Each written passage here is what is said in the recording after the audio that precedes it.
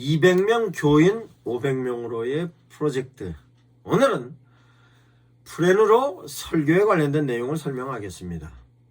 목사님들께서 200명 교인을 500명으로 성장하는 데 대하여서 여러 가지 프렌이 필요합니다만 설교에 관련된 부분이 대단히 중요합니다.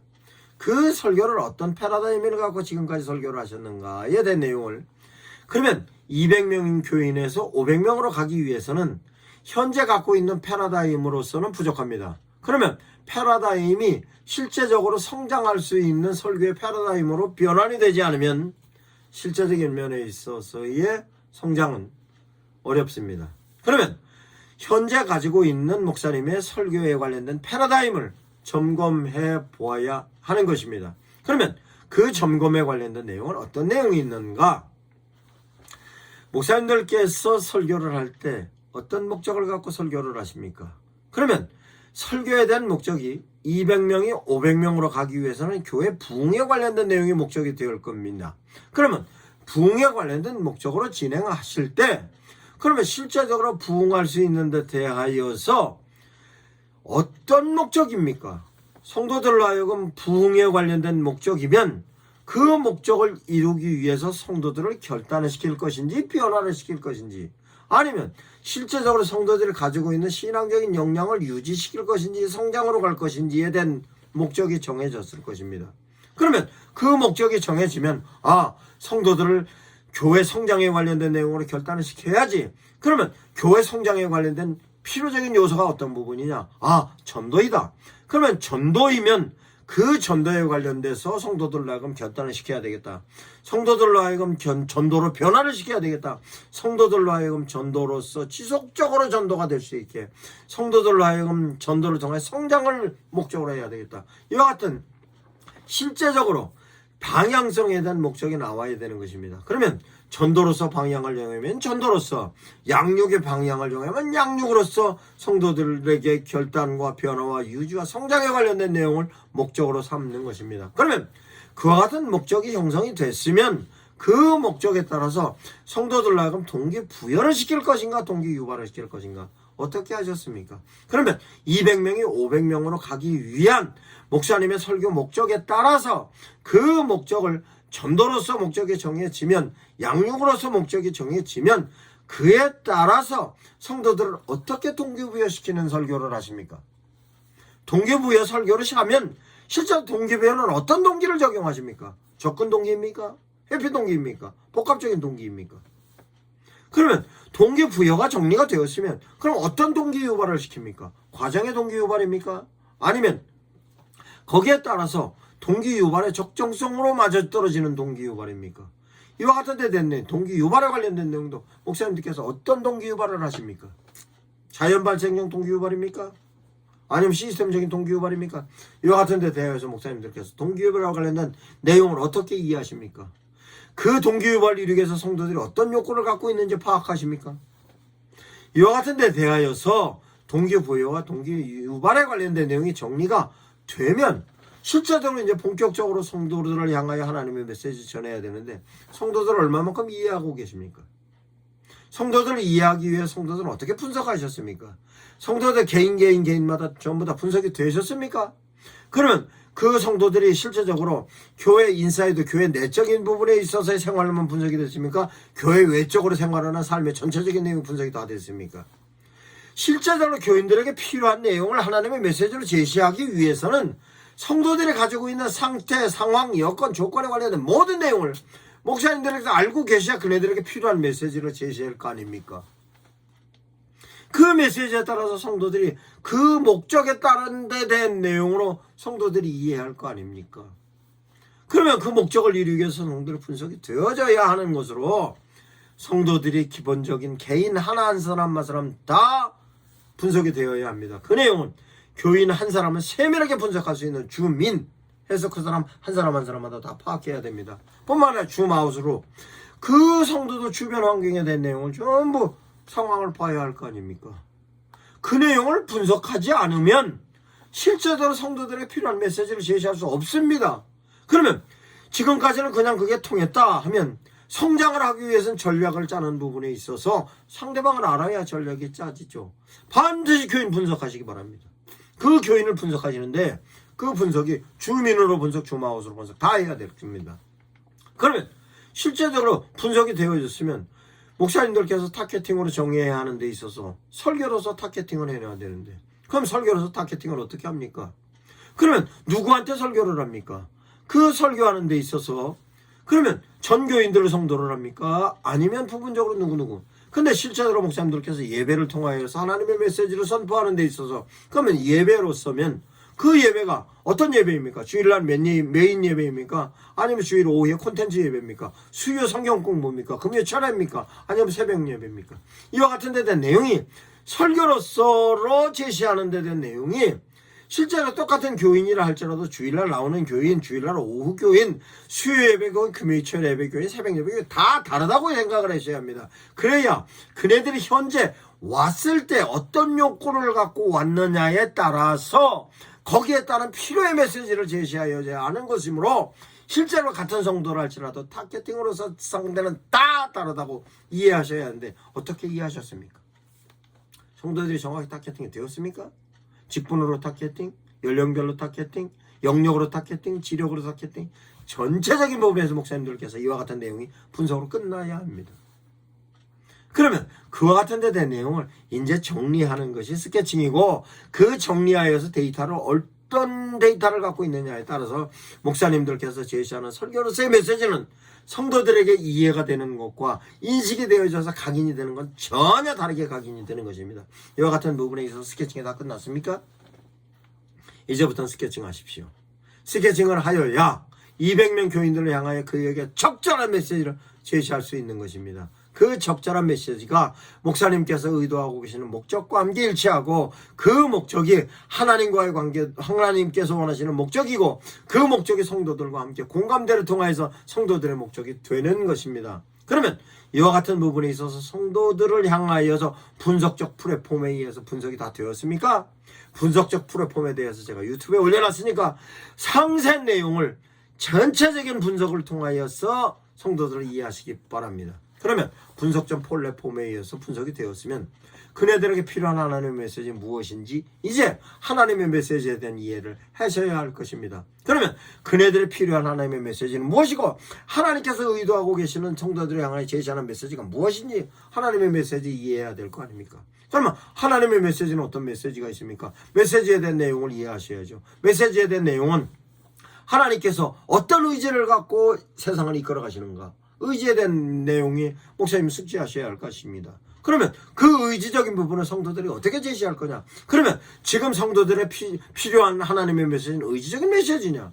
그럼 하나님의 의지적인 메시지를 하나님께서 역사 가운데 이행해 가고 가십니다. 그러면 이행해 가고 가는 것이 현상으로 창세기부터 계시록까지 정리가 되어 있고 지금 현재도 이행해 가고 가십니다. 그러면 그 이행해 가는 데 대한 모든 내용을 어떤 원인을 통해서 어떻게 전개되어졌던 어떤 사람들이 끌고 간다. 이에 대한 내용이 하나님께서 어떻게 인간의 삶에 개입하신다 하는 것을 이해하고 계셔야죠. 그러면 개입하시는 데 대한 내용이 의미로서 반드시 설명이 되어져야 하고 거기에 따른 하나님의 의도가 있는 것인데 이와 같은 하나님의 메시지의 내용에 대해서 목사님들 어떻게 이해하십니까? 이해하시고 설교하셨습니까? 이 내용은 목사님들의 설교에 관련된 내용은 지금까지 설교를 반드시 진단해 보아야 하는 진단의 요소인 것입니다. 그러면 이와 같은 부분에 있어서 하나님의 메시지에 대한 이해도가 되어졌으면 그러면 하나님의 메시지는 어떤 형식으로 제시합니까? 하나님은 당신의 메시지를 제시할 때 당신을 표현하고 계시는 계시가 있고 하나님과 인간과의 관계성, 인간과 인간과의 관계성, 사물과 인간과의 관계성, 사물과 하나님과의 관계성을 하나님께서 눌러 만들어 놓으신 게 계율입니다. 그러면 그 계율에 관련된 내용을 목사님께서 어떻게 이해하십니까? 뿐만 아니라 하나님과의 관계성, 인간과 인간과의 관계성을 율법으로 제시하셨는데 율법에 관련된 내용도 어떻게 이해하셨습니까? 성도들에게 어떻게 제시합니까? 뿐만 아니라 하나님의 계시와 계율을 하나님께서 메신저들을 통한 교훈으로 정리했던 교훈적인 메시지는 어떻게 이해하셨고 그 내용을 성도들은 어떻게 제시합니까? 이와 같은 메시지의 형식에 관련된 내용도 정리해야 될 뿐만 아니라 메시지의 형태도 하나님께서 창세기부터 계시록까지 기록으로서 정리하는 성경이 있는데 성경에 기록되어져 있는 그게 실제로 상황과 어떤 연계성이 있는가, 이에 관련 내용이 기록의 메시지와 상황의 메시지 연계성에 관련 내용을 목사님이 이해하셨는데 그 이해하고 계시는지 안 계시는지 점검하셨습니까? 이제는 전략적으로 가야 되기 때문에 하나님의 메시지에 관련된 내용을 메시지 플랫폼의 개념으로 전체적으로 다 이해하셔서 그 메시지를 어느 부분을 차용할까, 어느 부분이 연계할까, 어느 부분을 적용할까에 대한 내용이 반드시 200명 교인에서 500명으로 넘어가는 수준으로 성도들을 향하여서 그 부분을 인식시키지 않으면 성도들은 우리 목사님 똑같아 라고 생각합니다. 아, 목사님이 이제 달라졌구나. 그 달라졌다는 내용이 하나님의 메시지를 차용하는 부분도 달라졌고 음용하는 부분도 달라졌을 뿐만 아니라 그 메시지를 하나님의 메시지를 성도들에게 전달할 때 전달되어지는 감도가 달라지는 것입니다. 그러면 하나님의 메시지에 대한 내용이 이와 같이 진행이 됐으면 성도들로 하여금 그 메시지에 대하여서 어떻게 설교를 디자인할 것인가, 그 메시지가 성도들의 필요한 데 대한 내용으로 대안으로 정리가 되어져야 하는 것으로 메시지를 디자인하는 것입니다. 설교를 디자인하는 것입니다. 그럼 설교를 디자인할 때 어떻게 디자인을 한가? 성도들을 분석한 자료가 있을 거 아닙니까? 분석한 자료에 의해서 성도들로 하여금 삶의 진단을 하게 할 것인가, 삶의 방향을 정할 것인가, 확실하게 정해야 할 것입니다. 그러면 진단이었냐 방향 설정이었냐의 설교의 바운딩으로, 그럼 설교의 바운딩도 정리가 되면 그 다음은 뭘 정리해야 합니까? 실제로 하나님의 설교를 은혜의 방향으로 할 것인가, 믿음의 방향으로 할 것인가, 설교의 로드맵을 정해야 합니다. 로드맵 정하십니까?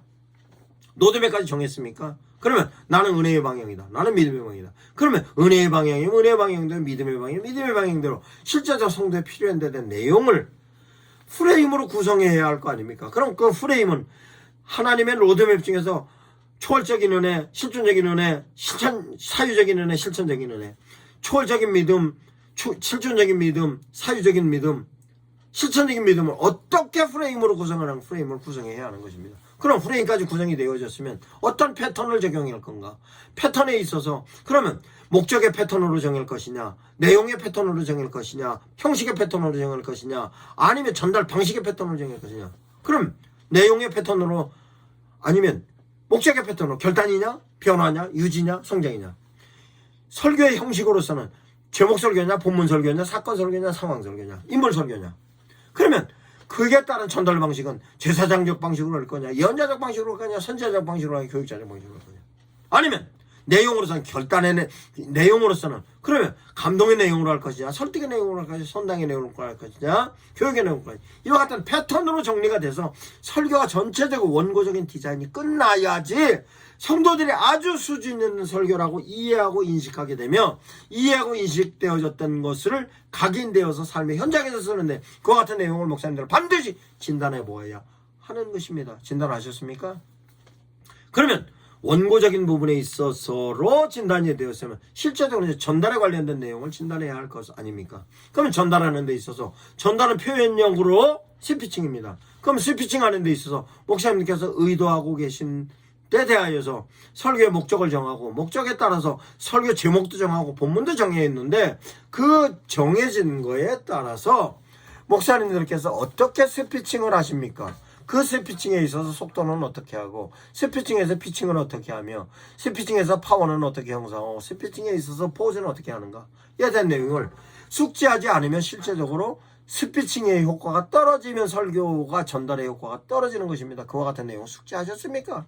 그럼 숙지하셨으면 실제적으로 스피칭까지, 그러면 실제적으로 설교를 하는데 포인트는 어떻게 정하십니까? 포인트가 정해져야 하는데 포인트를 내용의 포인트로 주셨습니까? 방법의 포인트로 주셨습니까?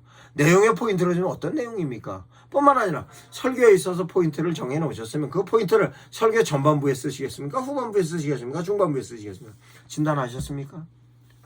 그럼 그와 같은 부분에 있어서 스피칭까지 정리가 되었으면 그 포인트를 어떤 포인트를 가지고 썼느냐에 따라서로, 그러면 그 스피칭에 대한 포인트가 정리가 되었으면, 그러면 설교를 실제적으로 어느 타이밍에 하시는 것입니까? 주일 낮 예배입니까? 주일 오후 예배입니까? 수요 예배입니까? 몇 차례입니까? 새벽 예배입니까? 거기에 따른 타이밍으로 정하는 것, 그 타이밍을 설정하는 것도 포인트인데 어느 타이밍에 어떤 목적을 하고 어떤 내용을 하고 어떻게 설교를 하십니까?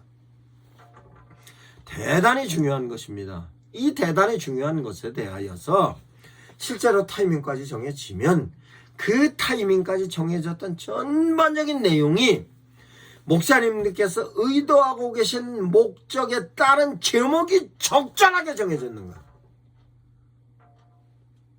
대단히 중요한 것으로 설교 전체적인 내용을 전부 다 구성한 다음에 그 중에서 가장 적절한 내용이 가장 키포인트 핵심으로 뽑아내서 제목으로 정해야 하는 것입니다.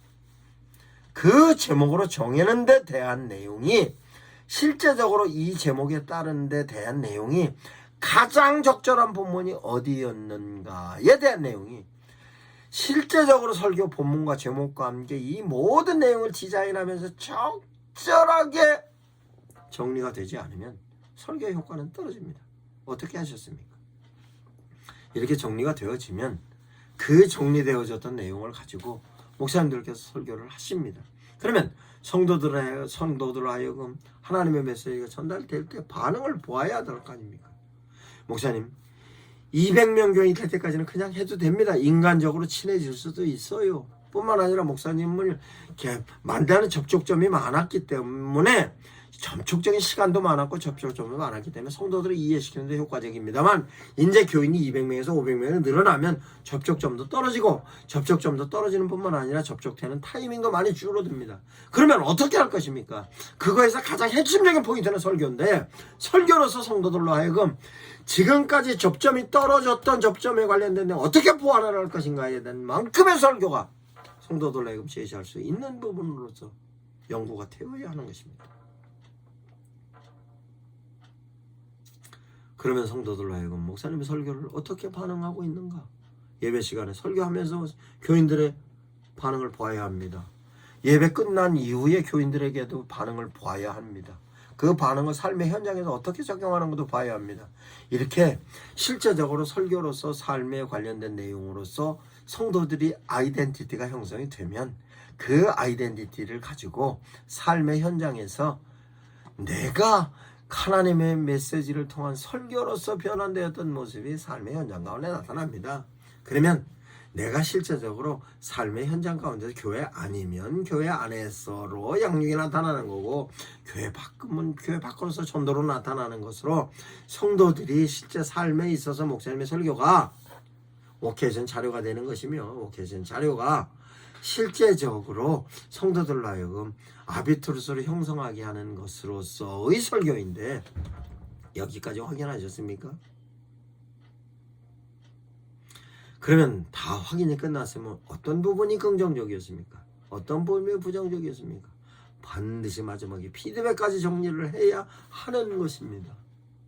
이게 200명 교인이 500명으로 빨리 가는 데 대한 목사님이 설교로서 가지고 있었던 기본적인 소양입니다. 그런데 현재 목사님들 설교의 내용을 보면 참으로 안타까운 것이 한국교회 설교의 경향성으로 보면 설교를 분석해보면 하나님의 메시지보다 당신 얘기가 많습니다. 성도들을 하여금 성도들이 듣기 좋은 얘기만 해서 감동만 시키려 합니다. 뿐만 아니라 설교를 통해서 삶의 현장에서 적용할 수 있는 데 내용이 설교 끝나고 성도들을 가져갈 게 없습니다. 이 내용을 목사님들께서 유념하셔서 내 설교를 하나님의 메시지로만 제시해야 되겠다. 내 얘기는 빼고 하나님의 메시지를 제시하고 그 메시지를 통해 성도들이 그 메시지를 붙잡고 오늘 살게 하고 이번 주 살게 하고 한 달 살게 하고 1년 살게 하고 평생 살게 해야지 하는 데 대한 목사님의 정말 성도들을 사랑하는 예수 그리스도의 가치관으로서의 마인드를 가지고 하나님의 메시지를 선포하시기 바랍니다.